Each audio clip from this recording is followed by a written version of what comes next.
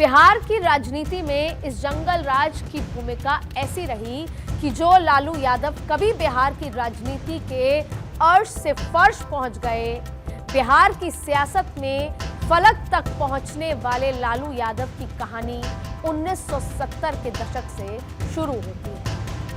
JP की अगुवाई में छात्रों का आंदोलन चरम पर था और लालू यादव इसी दौर में जयप्रकाश नारायण के करीब पहुंचे।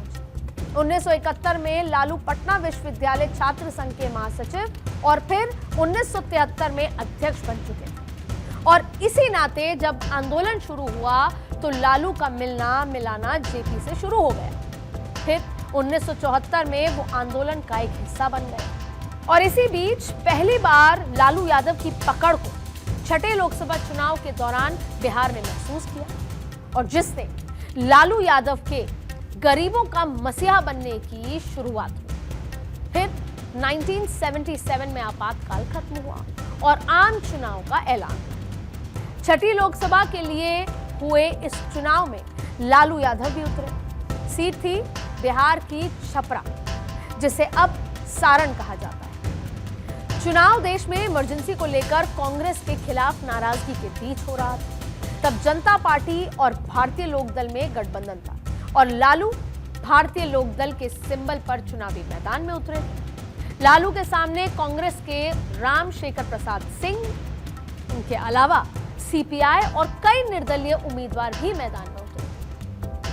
आपातकाल की वजह से लोगों को उम्मीद थी कि कांग्रेस की हार तय, लेकिन जीतने वाला चेहरा लालू यादव का होगा और वो भी ऐतिहासिक जीत के साथ। इसकी उम्मीद शायद ही बहुत कम लोगों को हो रही थी, लेकिन नतीजे सामने आए तो कई रिकॉर्ड ध्वस्त हो चुके। लालू यादव का पहला चुनाव बिहार में एक नए बदलाव की आहट लेकर आया।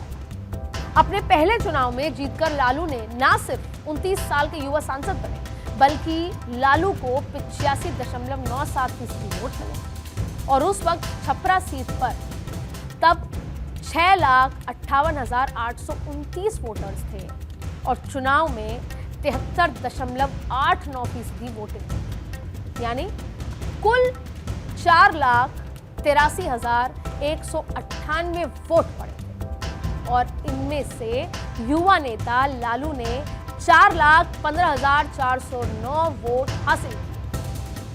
बाकी उम्मीदवारों को सिर्फ 14% वोट ही मिल सके।